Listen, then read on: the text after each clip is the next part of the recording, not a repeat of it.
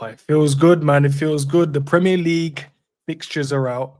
It's great to see the first 5 games we've got, 3 home games, 2 away games.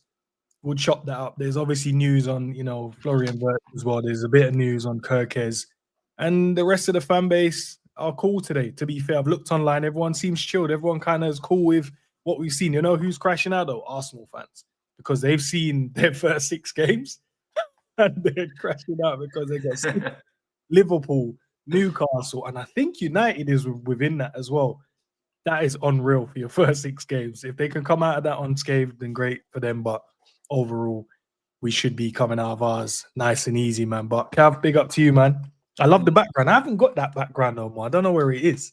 This is one Sav did for us. He definitely did you one. We all used to run it at the same time a while ago. I'll be honest, I'm only got it because, as you know, like I'm undergoing a bit of a house renovation, and the backdrops were a bit mad. People, I won't be able to explain that to everybody, or people might miss it and they'll see the background and they'll think, Jesus, Cav's hard up.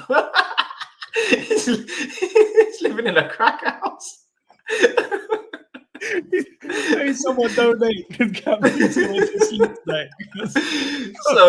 So the backdrop is to hide a very real backdrop, which is a building site. So we'll let the people don't worry and wonder, because I know they'll, and you know how crazy that the chat is normally like this. They'll see it and then just nitpick at stuff, and they will just randomly mention like, "Raw, Cav lives in a crack house." And you're like, "Yo, relax." But what will happen is I'll get wound up and I'll start justifying what's happening, and then and then I'll come across like some arrogant guy, and then the whole thing will just be a madness. So this is just the easier way to get around it. All right, listen, we're gonna be here for about an hour, if that.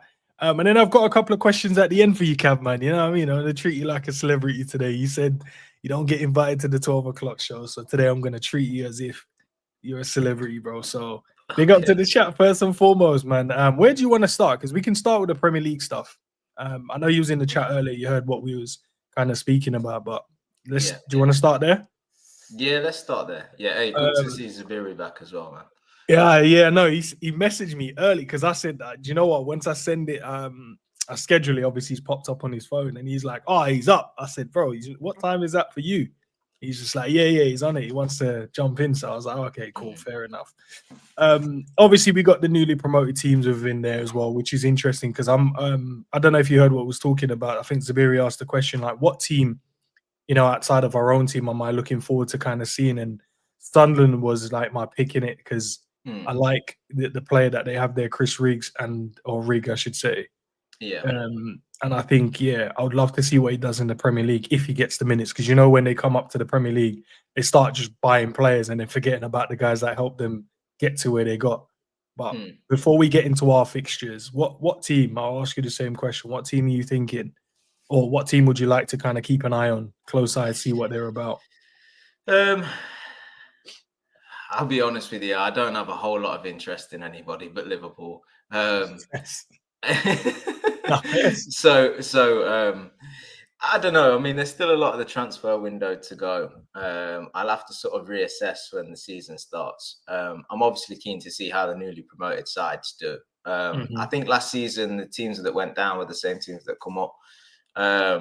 If I'm not mistaken. I would quite like Leeds to sort of establish themselves in the Premier League again. A club with a lot of history and a lot of good players over the years, good fan base. So I'd quite like to see them do well as far as sort of staying up.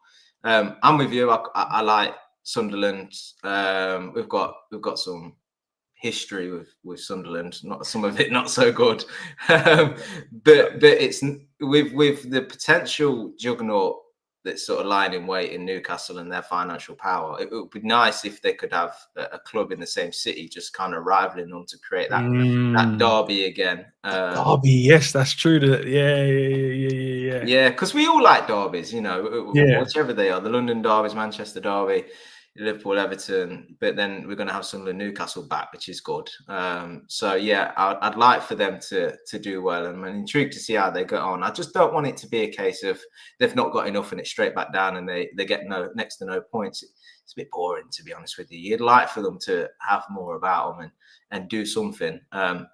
like I said, they've got a great fan base, and I can remember some of the players that I used to sort of keep an eye on back in the day that played for Sunderland. We won't get into it now, but there's history there, so it's nice to see them back. And then I'm always sort of intrigued to see how Brighton get on, because I like them as a club. Palace as well, obviously got them in the Community Shield, had a good season time out.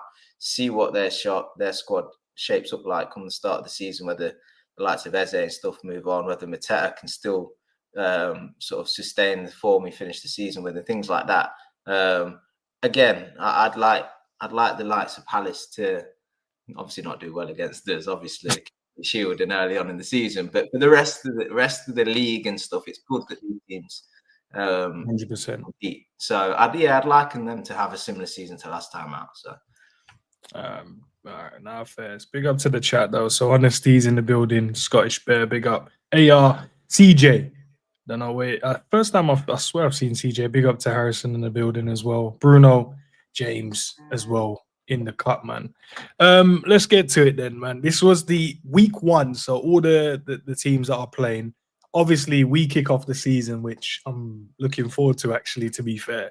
When I asked, I think it was the stream before last, and I asked, where would we like? And I think the answer was like, yeah, little Saturday, mid Saturday. You said, wasn't it? Saturday afternoon, late Sunday. I wanted late Sunday. You wanted. I wanted that Man City fixture against Wolves 5:30, but yeah, that's fine. But we're not. We're playing at 8 o'clock on Friday, bro. That's what we're getting against Bournemouth. Obviously, there's going to be a player looking to shift from that team, so it's going to make the game even a bit more interesting as well, because that player is going to want to prove a point. Milos Kerkez, he's going to want to prove a point as well. But that's our first kind of, well, I say first kind of look. I think our second look, because we've got the Charity Shield game first. But in terms of for 3 points, that's the first time we're going to see our boys go out there, bro. And listen, if you lose, no points. You draw, it's a point.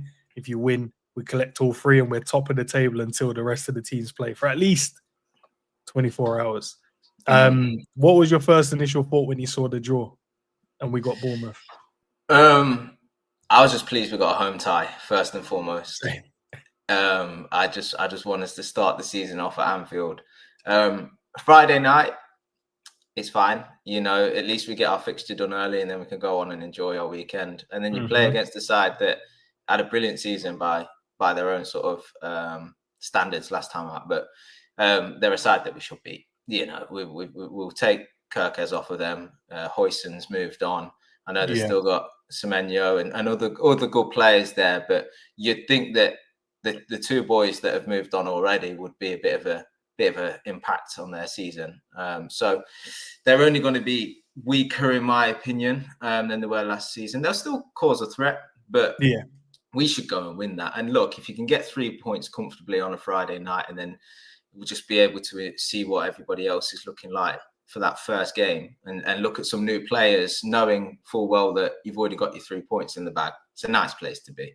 And also, it's a night game. So we should go into the season with optimism, excitement, make it a little bit like a Champions League night, if you want, under the lights, you know, new kit, first time seeing that.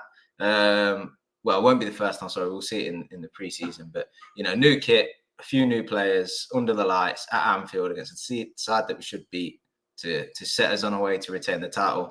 It's absolutely fine. Yeah, I can make peace with how it's panned out for us. Do you think it matters how we win, though? Do you think it matters how we get the win? So you say it's like a scrappy 1-0, 2-1. Do you think Liverpool need to start the Premier League off with a statement?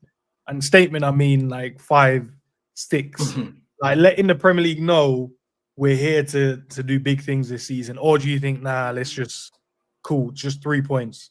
I'll ask you guys in the chat as well. Do you just want the 3, or do you think statement? Statement would be nice for sure. And look, even if we made no signings, you'd go into that fixture thinking the current squad that we had being champions, we should go and put a few goals past Bournemouth. That should be the expectation, right? But especially with bringing in the likes of Florian Wirtz and, you know, Frimpong and Kerkez, who was almost guaranteed all 3 of them are in the door and will be starting that game. You've got that you've got that added pace, you've got that added intent, you've got players that want to show the fans almost straight away what they can expect from them in their Liverpool futures and stuff like that. So, yeah, a statement.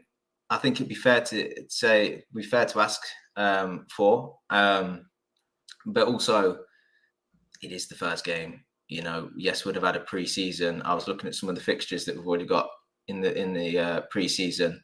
It's going to be interesting to see how much Slot changes, you know, and how much we're going to sort of be able to figure out during the pre-season. Because last time out, we were playing different ways, and then the way we started the season was completely different to any way in which we've seen. So it's going to be intriguing to see what the tactics is, how we shape up, and all of that kind of stuff. But yes, you would like to think, and you would expect that Liverpool are going to improve on where they were last season. So the expectation should be that we rack up the goal difference against these kind of sides. No, we 100% need to, man.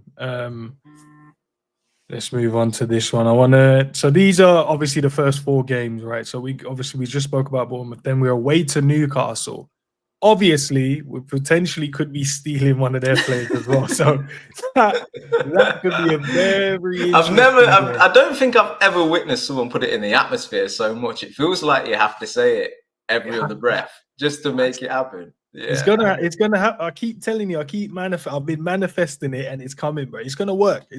We're gonna throw in a bid soon for him, and then we're gonna get him, and then he's gonna go and cook up Newcastle on that second game away at St. James Park. But they're gonna make it a hell of a game. Zubiri made a great point, right? He said the first 3 games. He said the first one, you've got a team about settling in. So we need to settle in and make sure everyone is embedded and understand what's going on.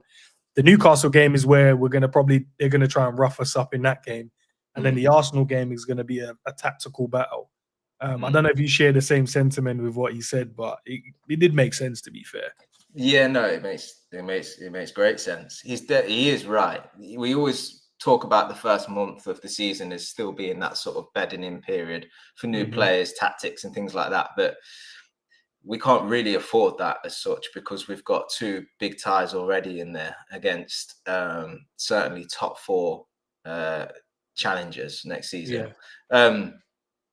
I think Arsenal will compete for the title again. I think they'll finish 3rd behind Man City without giving away the predictions too early on. But they will compete. They'll be a threat, and they'll be in the mix certainly up until sort of February, March, I expect. So to get an early 3 points against them at home would be great, and just try and feed into their kind of narrative of how difficult their season's going to be and how they've missed the opportunities and things like that. You know, whilst we're having a great time celebrating, we want to make everybody, where possible, feel like they're not so much. So yeah, I like that home fixture early on, but we just need the quality to shine through.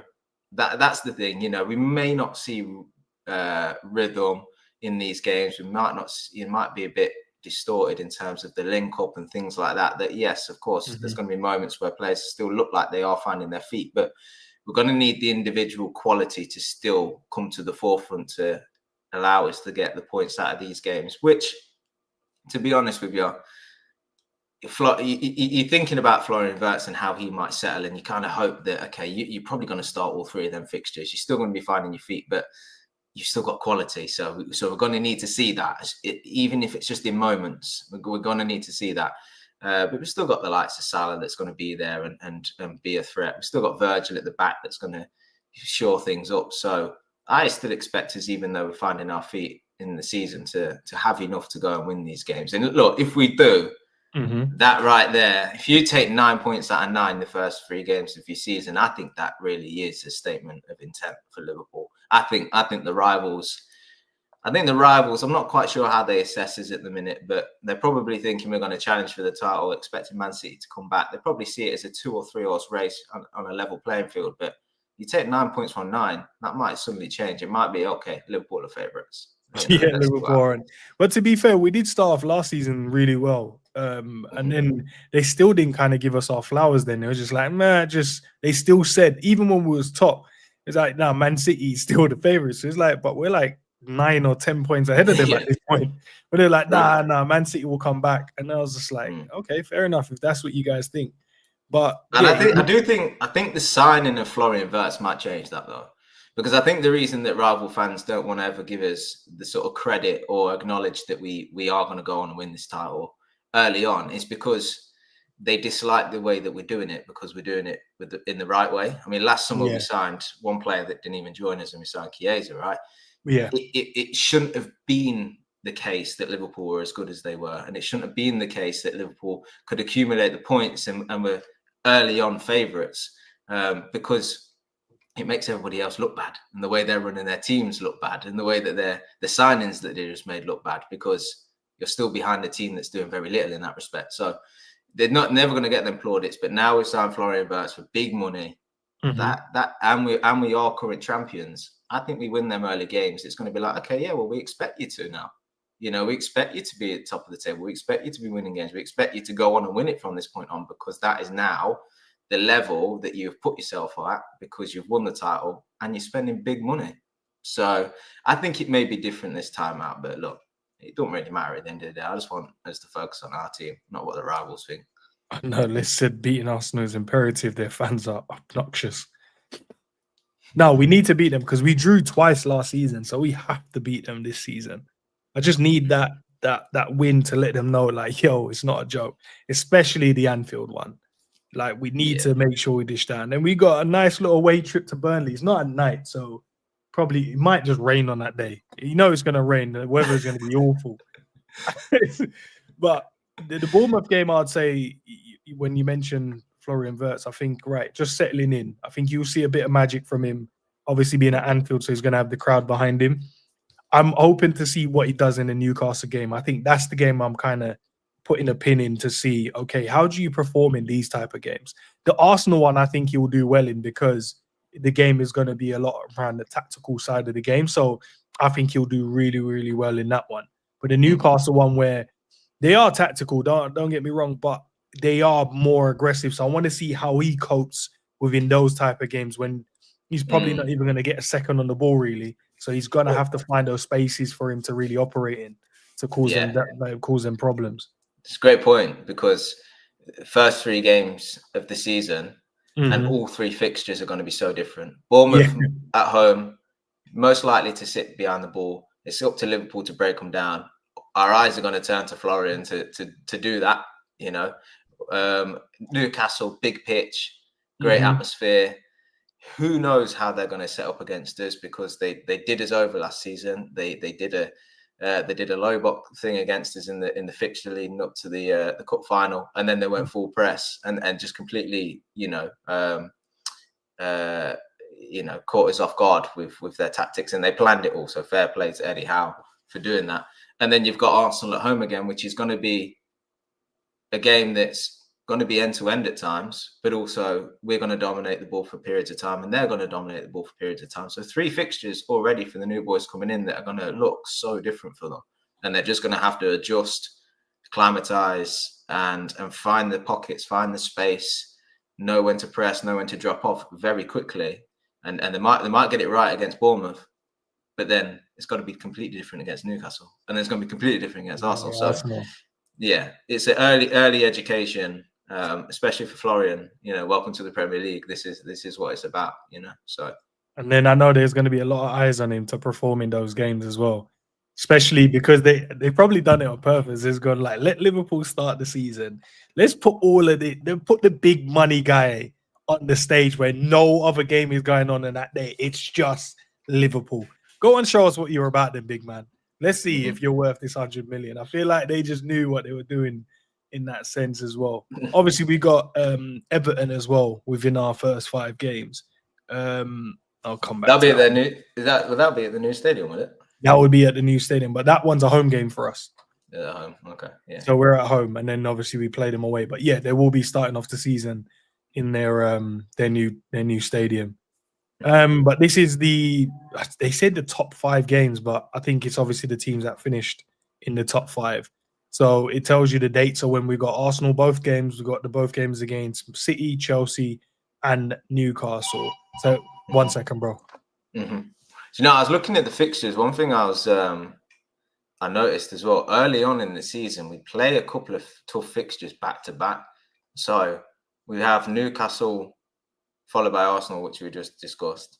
And then we have Chelsea followed by United the following weekend.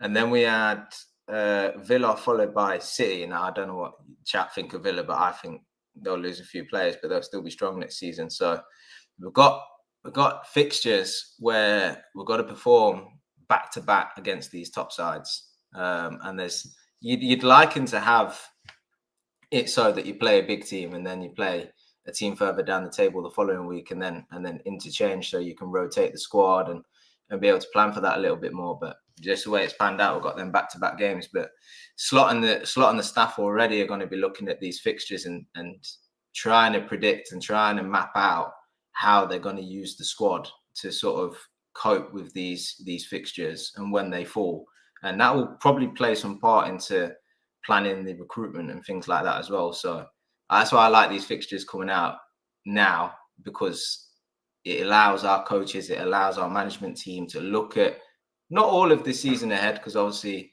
how it actually unfolds, you've got the cups that will fixtures that will be released, Champions League as well. So I'll have to factor that in, but they've already got like a little bit of a roadmap that they can see how they need to manage and navigate the squad through. And then now they can think about how they need to tailor the squad to sort of accommodate that. So what I say, and sorry, whilst you're away, what I was just saying is, as I noticed some of our early fixtures, we've got like back-to-back tough games. And I was just thinking, Slot's. I think that how Slot will look at this, because he's quite methodical. We're led to believe anyway. That's how he thinks. I think he'll already be looking at it, going, okay, if this is the squad of players I've got, there's probably, and I need to give players some game time to get up to match fitness. I'm going to play that player in them 2 fixtures back to back, and then they're going to have a week off, and then they're going to play the next batch and the next batch. And I think he'll already be looking at it, trying to break up the season into batches. I know we've not got the full fixture list because we've got the other competitions, but I already think the way that it's kind of fell with some of these back-to-back tough games, he might already be thinking how he needs to sort of manage it, really. Because I'm just thinking, like, let's say, for example, Robertson stays. Okay. I believe that he will struggle to do a Newcastle followed by an Arsenal. Yeah. I think he then got to think, okay, well, if he stays, he's got to play in one of them. And then that means that, Kerkez plays in the other. So over the course of a 2-week period, both players are playing and rotating. Okay, that might not be so good early on in the season because you want to give Kerkez the minutes to get up to speed. But because they're back-to-back tough games, he probably can't play Robertson in both or can't play Kerkez in both. So there might be like another week that falls where you're playing 2 lesser sides and you might not see Robertson kick a ball for 2-3 weeks. So it's already, I reckon now these fixtures have been released, he's already going to start to think about the impact that has on the squad and how he's going to get players up to speed and how he's going to play them and so on and so on. So it's intriguing. It's just one thing I picked up on them back-to-back games. I did just read them out, but no, he does need to rotate a bit better than what he did last season. I think whether it's trust or whether it's just what in his head, what he thought the players could go and do. And obviously a player will tell you, no, I'm ready. I'm ready to play. But then when they step on the pitch the first 15, you're like, yeah, he looks a bit leggy today, doesn't he? And then you can't take him off. So you're going to have to see it out for a little bit and then make the sub. Yeah. I think he has to get better with that. But yeah, go on, bro. He definitely does. And I think he probably wanted to last season, but it was just a case of learning who he trusts early on. And clearly we've seen that he didn't trust certain players in the squad that will probably move on now. But like, look, we just spoke about Newcastle followed by Arsenal, right? And then we've got Chelsea followed by United. Then we've got Villa followed by City. So, and the rest seem relatively okay. But I'm just saying, this is what the manager and the management will already be thinking, is because if you had a fixture where you had a top side followed by a lesser side, top side followed by a lesser side, you'd think, okay, we'll just drop what we perceive to be the best player, the most informed player into the tougher game, maybe rotate for the lesser game. That'll keep them happy because one will play 1 week, then a couple of weeks off, play the next week, a couple of weeks off, play the next week. Because now they're back-to-back tough games, probably can't afford to do that. So they've got to try and work this into how they're going to manage the squad. So Nah, fairs. Merseyside derby, bro. We know when these two are obviously we've got them at the 5th game of the season, and then we also got them at the back end as well in April 18th away. So we'll have to go away and play them at their ground. What was the result last season? We beat them 1-0 and then we drew, what was it, 2-2? I think we need to get 6. Was it the Tarkovsky? Yeah, he scored late on, yeah. And then it was the second fixture was the Jota winner, weren't it? Yeah. The Jota winner. And they actually played well, say defensively. They should have had Tarkovsky sent off, because I was looking at some quotes McAllister made recently, and he was talking about, like looking back at it, and he saw his face. He said, it should have probably been a red card. But he accepted his apology. But to this day, I still don't understand how that wasn't a red card, bro. Like, and you know, whenever time we talk about like conspiracy stuff, and you're like, refs are against you and stuff, and you try not to fall into that trap to have those conversations. You're like, no, they should be, honest and straight to the point in terms of like there should be no cheating. But when you watch a tackle like that, and you're like, nah, bro, like how you guys come to the conclusion that's like a yellow card? Like, how do you guys sit there and go, he didn't really mean that, he's probably like, and just give her a yellow card instead of going first sight, you'd be like, listen, that's 3 games, bro. You intentionally tried to hurt the player, get off the pitch. But I don't know. I hear that happens every season, doesn't it? I think I always get really frustrated in these games because we always go into these derbies. Liverpool are the better side. They should beat Everton. Usually Everton are in bad form or whatever it is. And it just never pans out that way. And I know people will say, well, that's just a derby, but it's still frustrating. Like, we're so much better than them. And we still struggle. So it is what it is. It's just the derby stuff, isn't it? And then we know when we've got United, they knocked us out the FA Cup last season, didn't they? Am I right in saying that? Or was that, the FA Cup? Was it the FA Cup they knocked us out in? Was it Plymouth knocked us out. Plymouth knocked us out. Oh, Plymouth knocked us out, yeah. I was trying to think when Ahmad scored the goal. Yeah, was it the season before? It could have been. Yeah, it could have been. I'd have to have a look back. My memory's not serving me well. But and obviously we beat them once and then we drew with them once in the season as well. We need to just batter this team twice. Like, now we need 6 points. Same as the Everton one, we need 6. Same as this one, we need 6. We can't be playing around with these teams. First game's going to be at Anfield. Do you think, looking at, obviously they signed Cunha now and potentially signing Mbeumo, and then potentially seeing if they can probably get a striker in, the links with like Kerkez, and if not him, the other links is Ekatike, the other links I saw recently. Do you think they could be the underdogs of the season, or you just think, nah, these men are... I think they will probably, out of all the teams, make the biggest leap, which isn't hard because they were the lowest down. Biggest leap. Yeah. But I do think that they will, based on everything we're seeing and some of the signings they're making, I think that they could potentially finish like 6th, 5th, something like that. I expect them to make that big of a leap, to be honest with you. I think they've got a long way to go, obviously, to get back to sort of getting in the Champions League spaces. I was at Old Trafford when we beat them last season. It was a dark place. I'm telling you that now. The fans had no optimism going into the game. Speaking to the fans in the stadium and stuff, they just weren't interested at all. They knew they were coming into that fixture and probably going to lose to us. So it was a dingy atmosphere. It was lack of hope and stuff, and I'm not too sure they're going to have any more going into next season. So I think they'll improve because they'll get rid of some players, and the players they'll bring in will be better signings. And I think they'll have periods in the season where they'll get a bit of momentum and it will shoot them up the table. But I do expect them to sort of finish 5th or 6th, but they won't be able to compete with the likes of us in these fixtures, I don't think.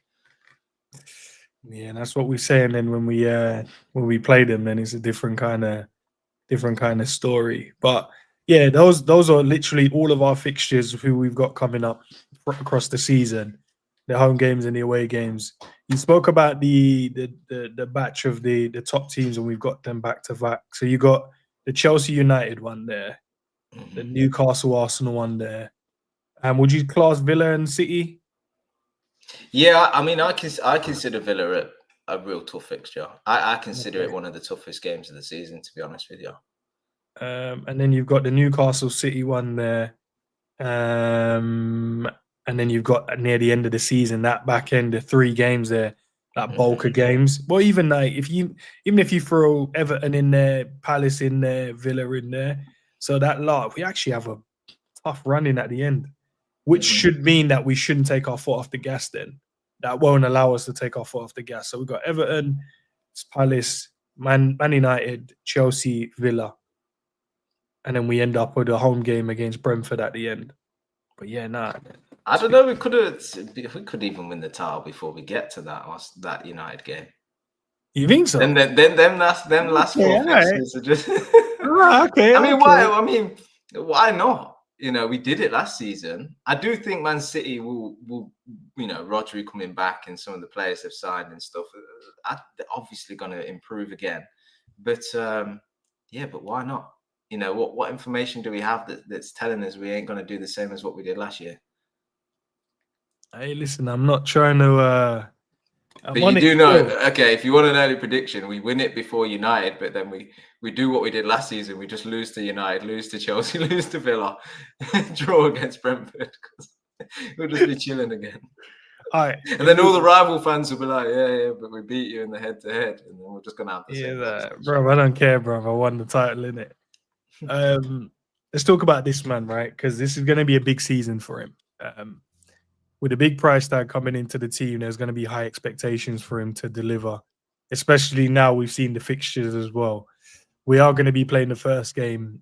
I know I've asked you previously in terms of expectation for goals and assists. I won't even ask you that.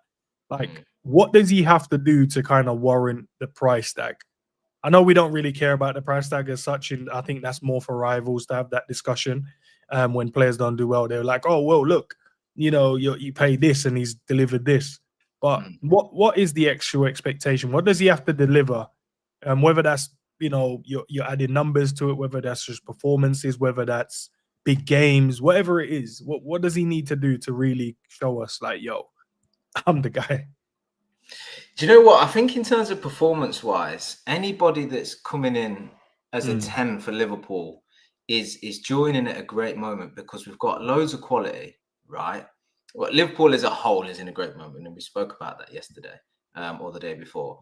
But in terms of the players we've got, the ability that those players have, the pace that they've now got, the confidence that they should have in themselves being, the reigning champions, the intent that the manager has and the way that we think he's going to play, that 10 position, if the right player comes in, which I think Florian is, can just knit it all together.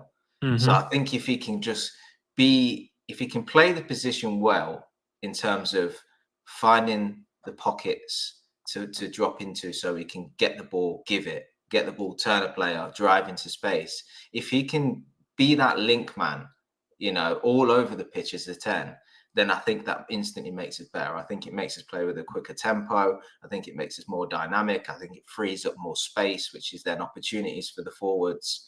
And I just think that Liverpool, for all the goals that they've scored, and we don't necessarily need to improve on the actual numbers of our output, but the actual in-game chemistry and fluidity and dynamism that we know can improve, that we know, you've got Diaz on the left, you've got Salah on the right, but you almost need somebody in the middle that pulls those two together, that offers a few more options rather than just cut in and try to find each other at the back stick. That guy as the 10 can pull those players back into play in different moments. Pick up the ball in space, draw the opposition out. Salah then moves into a pocket and then he plays a through ball. Things like that we're looking to see. And I want us to become a team with Florian in it. Well, this is what I hope he brings, whereby opposition are like, do you know what? It's obvious to sit back against Liverpool. And it's obvious that we get 10 men behind the ball and maybe leave a strike up or whatever. But now that's not enough, because there's this guy that's just buzzing around that's no one can pick up, no one can mark. He's going over and doubling up with Salah, that we can't commit an extra player out there, because now there's space in our box that then the left winger is going to get into, and all these kind of things. I want him to be the disruptor against the low blocks in that sense, and that's purely just based on movement, touch, intelligence, knowing where to be on the pitch at different times and things like that. And then obviously you hope when he's on the ball, he just showcases that quality where he can beat a man, let a shot off from outside the box and offer that threat, but also play the through balls and just be, you know, slight and agile inside the 18-yard box. And that's all abilities, and that's what he can bring that will just make this side, even if we score no more goals than we did last season, it makes us more scary. It makes us more unpredictable. It just brings out better performances in the other players, because they're not picking the ball up on the left wing and you know, running into fullbacks and things like that. Actually, they can give the ball, get it again, and things like this. So I just think overall, our play and our offensive play can improve by having a player like him in there, just knitting it together.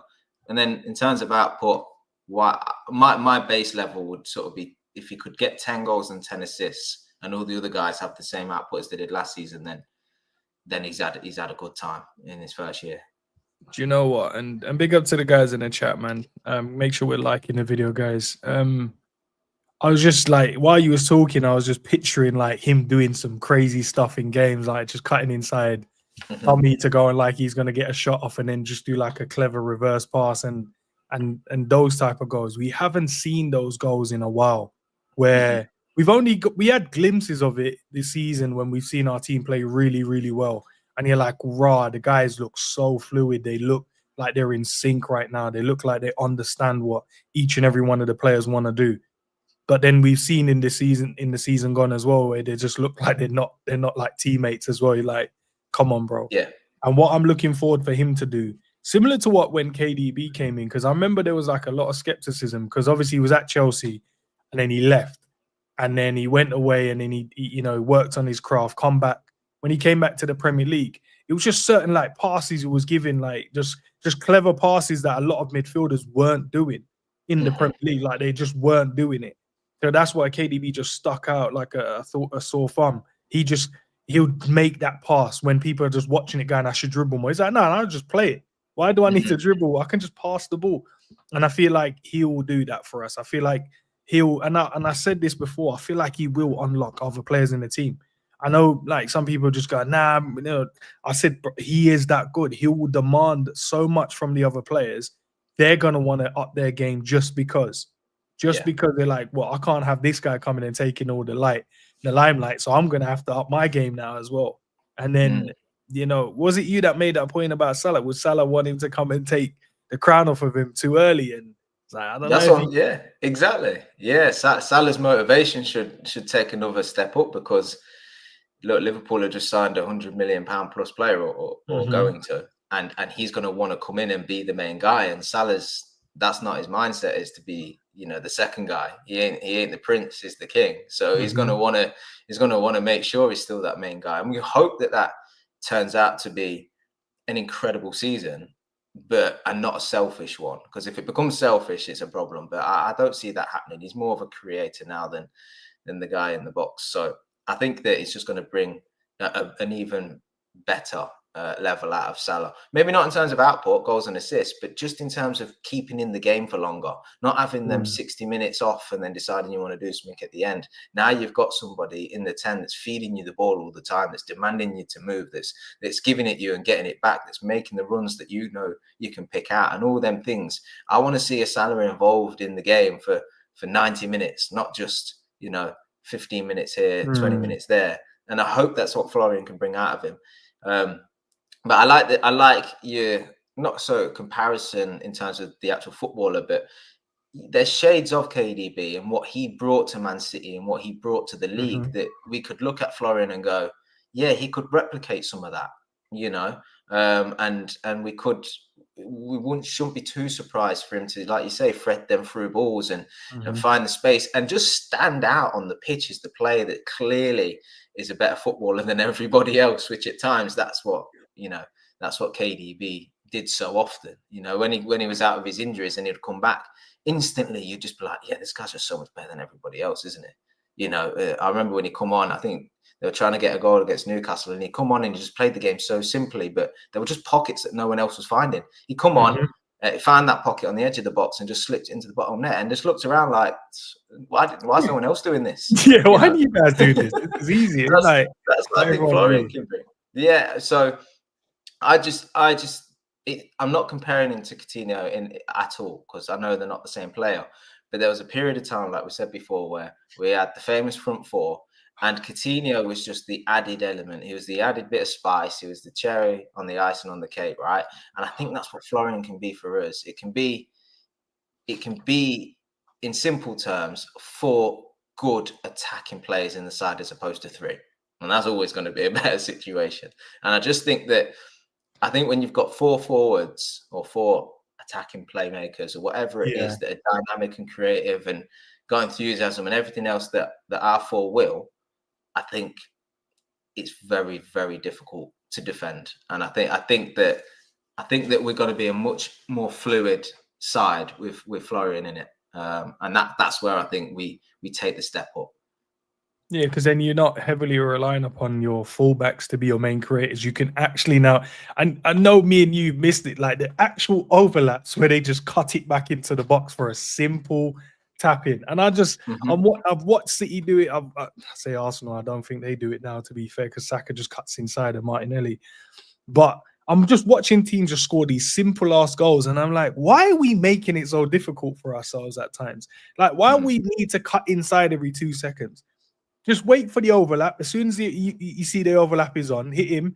And then I promise you, these guys will pick out simple passes into the box. And you just need to be there for a tap-in. Just be there. Be there. But we kind of went away from that. But now I feel like we're going to go back to that, because now we're going to play through the midfielders instead of worrying about letting the wing backs or your fullbacks be your main creators now. It's now going to be, right, midfielders, go and do your job as creators. Fullbacks, defensively first, and then obviously offer up an option on the overlaps when needed. And even if they do the inverted runs, then you've got 2 guys that now I look at and go, you put them in front of goal, they both can finish. They both can finish. And that even helps now. Because before we'd be like, okay, he gets in here, and it's like, all right, it's not really like, shout out to Trent, like he did score a few goals, but even him sometimes he would hit a clean strike, but he'd always go to the goalkeeper. When he got into those areas, he would always go to the goalkeeper, because there's no real like placement on it. It's just clean technique on the ball. Robbo, on the other hand,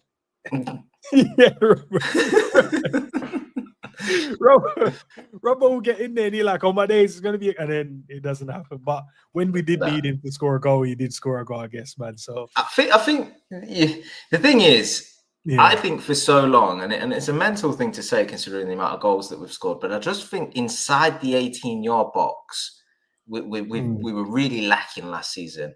A striker that was always in there with good movement, that could beat a man, or at least just not panicking with our touches and what we do once we get there. And Florian seems like that guy that was born inside an 18-yard box. He just knows what to do. He's so comfortable, having players all around him. He's quite comfortable in hitting the byline, even though you're in the 18-yard box, where most players obviously would think, well, I've got to get a shot away now. I'm here. Yeah.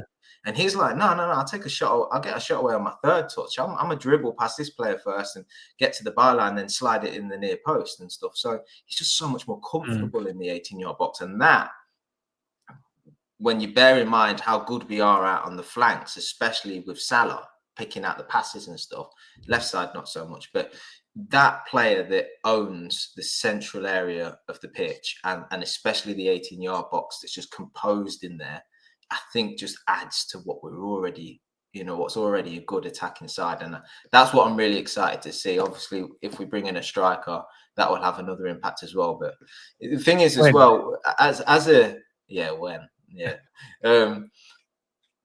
Trent leaving is already going to have an impact on how we play. just naturally, because those. Well, he's not going to vacate the right back position, so instantly that's going to change, right? How teams try attackers and how we respond in transition. But Trent, as we've seen so many times before, can just play a through ball from, you know, the edge of his own 18-yard box. He'll hit a 60, 70-yard pass straight into the feet of Mo or into the striker, whatever it is. We're not going to have that now. So naturally, what it's going to encourage is not necessarily, well, it will be a slower build-up, but it'll be more passes to get to the same place. Actively, which is not necessarily a bad thing, because it means more players are involved. So it just means that instead of it being one pass out of Trent's feet into Salah, and in years gone by that was great because Salah was so pacey that he could you know, just be straight in on goal. Now not so much. It's a 50-50 whether how good the fullback is and how aggressive the fullback is as to whether Salah gets it or not. But if he does get it, then he's picking his head up. And what happened last season is all the strikers are still, you know, on the halfway line, or Diaz is up there cutting across. But there was not too many options in them transitions.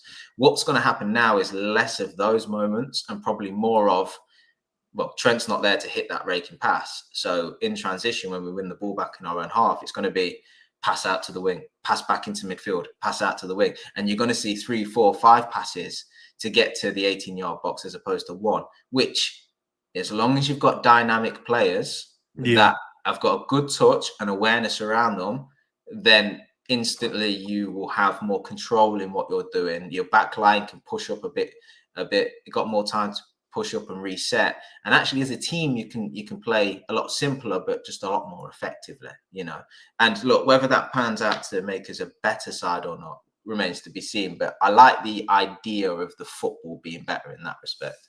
Same. No, because that's a great point.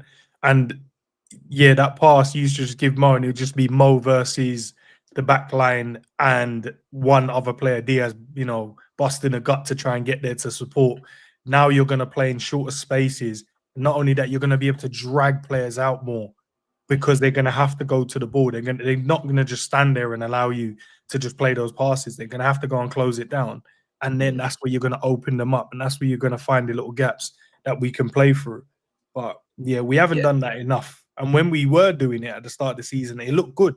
It felt like we just found the solution how to break teams down and how to really like let them think that they could be in the game with us, but really they weren't in the game. And, you know, it opened the game up for us to play both sides of the game where we could go long or we can go and do the short passes. But yeah, I feel like we just went away from that. And hopefully with Florian Wirtz in the team, that's what's going to happen as well. But then you get the striker that we're going to get. That even makes it even better. I promise you that I think a lot of people would say we're probably missing maybe 2 more pieces of the jigsaw. I would say maybe one, and the other one I could bear with. We don't. The one is a midfielder, like a deep line playmaker type that's comfortable on the ball, and the other one is an actual out and out number 9 that's going to bag you goals with whatever chances they get and look comfortable with the ball. So the name that obviously we want is Isak at the moment. That's the one I think you get him, he completes the jigsaw, and I think that's when I think everyone is like, yo, this is going to be long. And I think in the back of their mind, when they come to play us, they'll be like, not only do they have Mo, they've got Isak, they've got Florian Wirtz, they've got Diaz on the other side, and then they can make substitutions that can still affect the game in a positive way. I feel like, they're just going to go into the game a lot more cautious than what they used to be. So before it used to be, and I blame most of our fans as well for this, because we will just criticize our players so high, and so the fans and the other team will be like, whoa, they only rate Mo Salah anyway. So when teams just mark him out the game, you're like, that's because now we've decided to just keep giving Mo the ball. They've gone, we're just going to mark him out. And I'm watching the other players going, but I'm 1v1 here, bro. Like, can I not have the ball? And we wouldn't give that player the ball. And I feel like we need to go away from that and allow teams now to be like, if they give it to him, I'm worried. If they give it to him, I'm worried. If they give it to him, I'm worried. If they give it to him, I'm worried. And I think that's when you see the best version of this team. Yeah, because look, even if how many times did we say that last season ends where we're like, okay, we've just won the ball back, we're progressing up the pitch centrally, and Szoboszlai's carrying the ball, and you almost see him. Well, you do see him. His body shape is towards Salah, and you're like, Jesus, you've got Diaz on the other side. Why do you always have to go to Salah? Like, or take it on yourself and have a shot, or try and beat that man that's in front of you, because then you through on goal, just slide it in, or maybe go out to Diaz, so then the Diaz can come back Square it inside, and then across, yeah. Salah's in the box, and them Yeah. sorts of things. But he was so, and it's not just him, but a lot of our players are so tuned into giving it to Salah, but that's what the opposition expect you to do as well. So it might not always be the right decision. I think with Florian, that changes. I think he's like, look, I'm gonna pull everybody into play, you know. And look, we could be wrong in that sense, because Salah naturally sort of gravitates, you know, he pulls the ball towards him because of how good he is, and it's only subconscious that you, when you play in a team when there's a standout player, you try and get on the ball as much as you can. But I'd like Florian to sort of stand on his own feet in that respect and just be like, no, I'm gonna decide where this goes, and it's not always going to go out to you, Salah, because it's not the best option in this moment. And I think he's shown in his time at Leverkusen how intelligent he is in that moment, so doing the right thing in the right moment. So I hope we do improve in that respect. And Salah should really improve as well, because suddenly he's receiving the ball probably a bit less than he is at the minute. But even if he's getting the ball, so let's say he gets the ball 10 times at the minute, but only 3 times he can actually do something with it because he's doubled up on. Now, if he receives the ball 6 times, but every time he can do something, that might just you know, help That's it. a goal or an assist. That's minimum a goal and an assist. If you're giving him 6 times in places where he can do something with it, yeah, that's a goal and assist then. That's the expectation. Instead of, you're right, instead of giving him 10 times, but it's only 3 times, the other 7, you're like, now we just lost the ball because you're giving it to him. Not only is the fullback there, the second centre-back's come across, the DM's come across. Now it's 3v1, 2v1. You can't do nothing with that. So let's use the rest of the team. You talk about Salah, right? But even if nothing changes for Salah, you've still got probably the golden boot winner there, right? Playmaker of the season. So that's cool. Even if that don't improve, if Florian Wirtz can come in, and let's say it's Diaz, if he doesn't move on, or Gakpo on the left, he can improve them. Because what happened a lot last season is Szoboszlai plays in the 10, and every time he hit the byline to create space for Salah, he never did it for the other side. So what's happening so true, is, how often do we see the ball go out wide to Mo, and Szoboszlai's hit the byline, right, to pull the defender away, to create the space at the edge of the 18-yard box so Salah can cut in, right? We've seen it so often, okay? And sometimes Salah would thread a good ball through to Szoboszlai, he'd pull it back. Sometimes he'd cut in himself, put a cross in, or would try and cut in and shoot. Less so last season, but that's what he tried to do. There were his options usually, right? Look at the right side. I mean, the left side, sorry. Gakpo and Diaz pick up the ball. Where's the 10? Where is he? Because Szoboszlai's not making them same runs. He's not hitting the byline on the left side. So suddenly what's happening is the only option the left winger's got really is to just play back. Or play inside, because the fullback is either making a run inside or they're just standing out wide waiting for you to pass it backwards or sideways to them. And what I want Florian to do is, whatever I'm going to do on the right side, I'm doing on the left as well. He naturally drifts to the left-hand side. I know he does. But then I'd like him to sort of learn quickly that this Diaz fella naturally wants to cut in. Okay, it's just what he wants to do. We all seen the goal that he scored against Man City when he was back at Porto. Loves to cut in off the left. Look for a shot. No, keep going. Look for a shot. No, keep going. Right. That's fine. If you think a player naturally wants to do that, then facilitate it.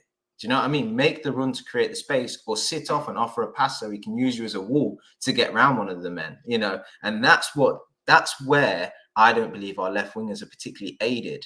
They have a fullback that maybe goes beyond them at times, and you maybe have McAllister in moments that will drift in and off of the pass, but McAllister rarely bursts beyond the left winger.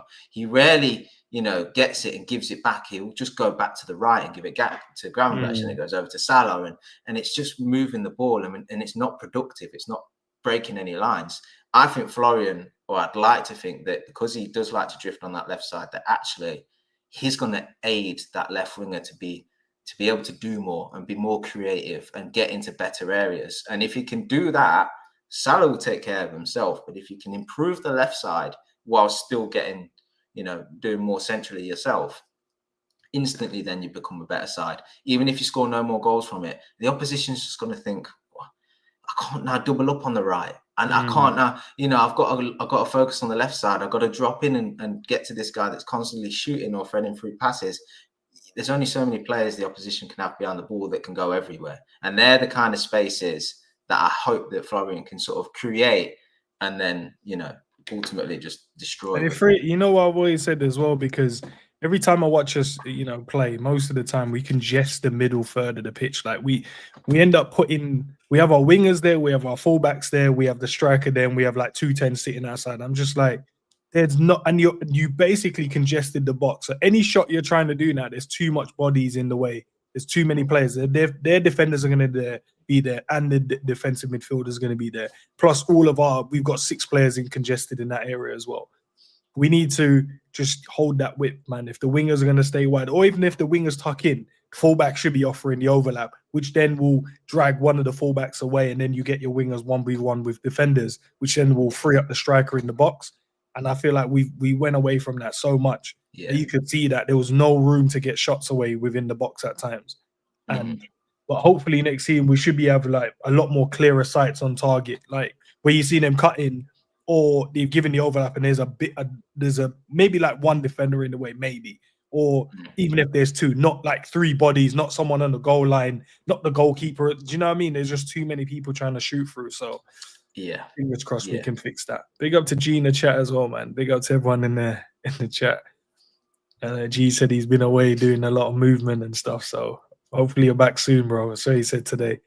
Kerkez, bro. Wasn't, as I always say, not my first choice. Are you cool with him? Because I don't even know if I've heard you speak about him too much, if I'm being honest. Yeah. No, I am, but only because I don't think there's much out there in terms of good left backs in the market. Okay, and cool. That's it. It seemed like an easy signing. He's at Bournemouth, Richard Hughes, the price. He's been twerking for Liverpool for the longest time now. It's like, all right, just come on. We get it, bro. Come on in. It's fine. We do need a left back, to be fair. So come on and join us. I think he's good, but I do think he's somewhat overrated a bit as well, though. I'll be honest with you. I think and I'm trying to generalize a bit here. I think there's a huge excitement about him, and whenever I watch the highlights, it seems to be the same 2 or 3 clips. I'm like, this guy played a full, Premier League season. Where's the rest of the clips? Yeah. I did watch him because when there was a lot of talk about Huijsen, and I know Sav was talking about his centre back partner being actually a good defender as well. I started to pay more interest in Bournemouth and watch a few of their games because they started to get televised a little bit. And I was mainly watching for Huijsen, but then also interest with Kerkez was there early on, so I was watching him as well, and he just seemed all right. He just seemed all right. I hope that when he comes to Liverpool, he can improve, because the current player that he is at the moment won't be good enough, in my opinion. I think he'll be pacey. I think he'll be enthusiastic, but I think he's got to be more intelligent. And I do. And yes, he can. We've seen the crossing from deep, which is good, but we're going to ask more from you than that. We need you to be defensively solid, and we need you to be up and down the pitch, week in, week out, not just in the Premier League, but in Champions League now, and all these, tough, congested fixtures. Not only hitting crosses from deep, but also we need you overlapping. Once you get to the byline, we're going to expect you to pick out these forwards that we spent big money on. So we need you to be sliding that ball back through to the penalty spot. We need you to, when the ball comes in from the right and across, we want you on the end of the back stick, the unmarked man that's then tucking it away or pulling it back across. The expectation from what we want from your game is going to rise than probably what was expected back at Bournemouth. And I do think he's got the sort of the ability and clearly the enthusiasm to sort of develop and learn and be a success at Liverpool. And I do think he will be. But I just think as this current, if you're ranking him out of 10 at the minute, for me, is like a 6, and everybody thinks he's like a 7 or 8. And that's kind of where I sit with him. What does he have to kind of offer? Like, looking at what we've lacked at left back position last season, what would he have to come in to kind of hit the numbers that you think why everyone else is judging him at a 7 and an 8? Yeah. Instantly, I can tell you what I wanted better from my left back last season. Robbo's too left forward, as is Tsimikas, to be fair. Playing out from the back, that creates a problem because the fullbacks aren't high and wide anymore under a Klopp system. They're deeper, which means they're probably beside, if not slightly in front of Virgil. Okay, which means you're going to come under pressure from the opposition press, which means you need to be more comfortable on both feet. Because it can't always be, it goes out, you receive the ball from Virgil, and I've got to open up my body and turn out and hit and run down the byline. Sometimes in moments, the better thing's going to be, I need you to take that touch into back inside and then go through the midfield and then go back out wide, or give it to what we now have, dynamic players in midfield. So that ability to do both, right, and receive the ball on either feet when playing out from the back, I think is something that we could definitely improve from last season. But then even just in, like I just sort of mentioned, in the other box, you know, we play with Salah, who always picks the ball up on the right and is picking his head up and seeing who he can pick out. Usually it's the in-running Gakpo or Diaz. Why can't it be our left back? You know, most of the time we play up against these low box, you're a free man, you know, on that left side. Why can't you be there just, you know, on the back stick, just getting 5 goals over the course of the season or something like that, you know? So contributions in that respect. But the most important thing is the first thing I mentioned, that comfortability of both feet and that ability. Because when we look at, one thing I was really impressed with Mendes in the Champions League was exactly that. When he picked the ball up on the left, you just had confidence in him that it was either going to run down the line or run into midfield. But either way, he's leaving that opposition behind. Yeah. And now the opposition's panicking because we accounted for an on-running, you know, Barcola or Doué or Dembele or Kvaratskhelia. We never accounted for the left back to be bombing through midfield. And so what do we do now? Panic stations. He's just took 2-3 players out of the game with that pace and intelligent, you know, positional awareness where to carry the ball. But suddenly now I've still got I've got the guy on the ball that can beat someone and is running centrally or down the wing. But I've also still got all of these other names that I've just mentioned to defend again. So what now? And especially if you get the intelligent pass at the end of them moments, Jesus, that's a problem. And I think that's where Robertson lacked last season. It was always get the ball off Virgil, open the body up, run down the line, and then he try to play a ball into midfield, 50-50 whether it reached the man, usually gave the ball away. Or it's going into the left winger's feet, and the left winger feels like he needs to come and help you. So he's dropped deeper. And now he's being pressed by not only the right back of the opposition, but actually the central midfielder as well. So suddenly Diaz is there thinking, I've got to do some skill to work myself out of this pocket I've just put myself in on the halfway line. Yeah. And that's the moments I don't want to create. Diaz, I don't want you there. If you're going to get it there, I need you to have the space around you to be able to flick the ball off and run and get it again. But more importantly, I want you up the pitch. I don't want you to have to help the fullback out in that respect. I want the fullback to be so comfortable in bringing the ball out, you know, that our forwards remain in where they should be in them forward positions. And I just think that there, and we'll definitely, what we spoke about with Bradley, I suppose, the other day, is that comfortability on the right side and knowing he'll play, you know, do the right thing and burst out from the back in that position, and then suddenly look so comfortable in the midfield and then out wide and, you know, playing the right pass and things like that. I think Frimpong will bring that to us as well. But for a long time, we've not had it at left back. And I do think that will improve us again and probably help Virgil out a little bit as well, to be honest with you. Do you think we have to add someone up? Like, because you mentioned obviously Robbo and Tsimikas. Do you think we'd have to get rid of both of them and then add, or do you go with what I said, just have Robbo as your backup for the next season? Give him an extension, use him as a backup, and then let him go the following next season, the end of the next season. And that's when you can go and get someone else in. Are you thinking, you could fresh start? No, I would like a fresh start, but I think the most, if you're not being a FIFA player or a football manager now, you sort of curbing your enthusiasm a little bit or your excitement a little bit and going, do you know what? Robertson, although he considers himself a starter and he won't be unhappy to be back up, but for 1 year, I'm sure he's professional enough to go about it. There's games where he can come in and do a really good job as long as he's only playing once a week or maybe once a fortnight, and he can prep for it and he can come in and just put all his energy into that game. He's good. He's also going to pass on the knowledge and the education to Kerkez, who's still a young man and still learning and going to go for at some point a bit of a tough time at Liverpool. And you need a player to not only step in with the experience, but also guide the guy that's going through the tough time. So I think he'll offer that. And for anybody that watches the inside training videos and stuff, you can't underestimate, you'll have seen how much positivity and enthusiasm and jokes that Robbo brings to the squad. Like, Jesus, they can't walk through them doors without just making a joke or taking the mick out of someone and stuff like that. So he's a proper character in the side. And I think that still is important when you're trying to go for so many titles is to have the guy that's been there, done it, got the experience, still at a good level, but actually is in the background, just keeping everybody happy, helping players bed in, just keeping the place light and stuff. Because one thing you've got to, and football fans won't want to hear this because we don't care about this sort of stuff, but it's very important. And I can sort of say as an employer with teams, it's so important that when you get a good, because this is still a job to them, right? So when you get somebody in to do a job, they might be great at what they do, but if the environment's not right, or they've not got friends, or they've not got an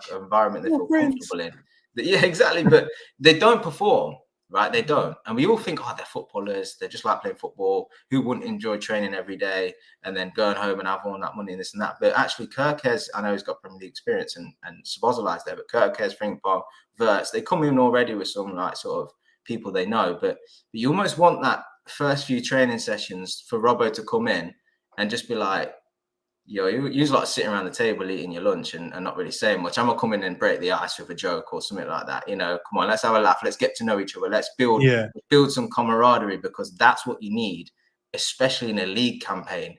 You know, that's what you need. You need that togetherness behind the scenes, and Robbo just properly encourages that. All that being said, if he goes to Atletico, that sort of shows what they still rate him at.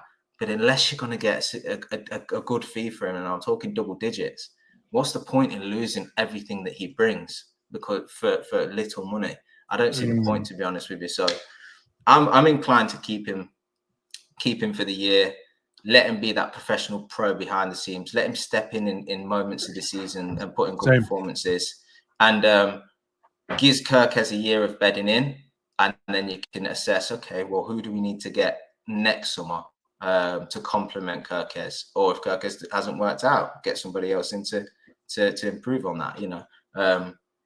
So that's kind of where I stand with it, to be honest with you. I think if the fee was like 20+ million, I'd be like, yo, see you later, Robert, like in a bit.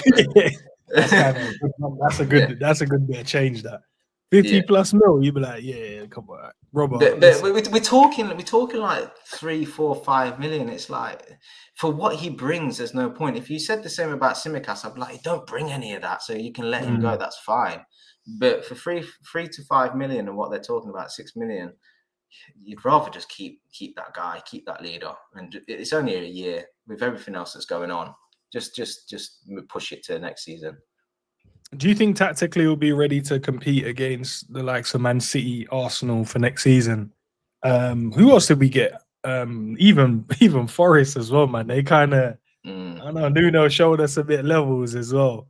But yeah, the big teams. Like, we dropped points to United, we dropped points against Everton, we dropped points against Newcastle, we dropped points Arsenal, as I said. City we did beat twice, didn't we? To be fair. But yeah, do you think we should be tactically ready now for these teams? Because those, even though they didn't cost us this season, well, last season, I feel like in the upcoming season we have to get those points. We at least beat the teams at home, at least. Yeah, I mean, what we can't forget is what we've invested in, and we've invested in a manager in Slot that is tactically astute. You know, he's willing to change game by game. He's willing to change in game. We spoke about how much we'd like to see him rotate the squad a bit more, but I think we can come to expect that next season.